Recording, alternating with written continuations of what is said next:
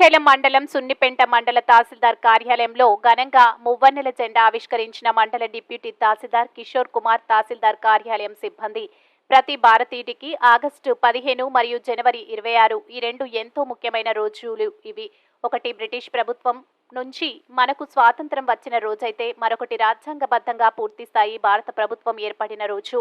అంటే భారత రాజ్యాంగం అమల్లోకి వచ్చిన రోజు. ఈ రోజున మనకు పూర్తి స్థాయి స్వాతంత్రం వచ్చిందన్న మాట. మన రాజ్యాంగం అమల్లోకి వచ్చిన 1950 జనవరి 26 దినానికి గౌరవ సూచికంగా గణతంత్ర దినోత్సవం మనం జరుపుకుంటున్నాం. మండల డిప్యూటీ తహసీల్దార్ కిషోర్ కుమార్ అన్నారు. ఈ రోజున బ్రిటిష్ కాలం నాటి భారత ప్రభుత్వ చట్టం 1935 రద్దై భారతదేశం సర్వసత్తాక సామ్యవాద, లౌకిక, ప్రజాస్వామ్య, గణతంత్ర రాజ్యంగా అవతరించింది. అందుకే ఏటా జనవరి 26న గణతంత్ర దినోత్సవంగా మనం జరుపుకుంటాం.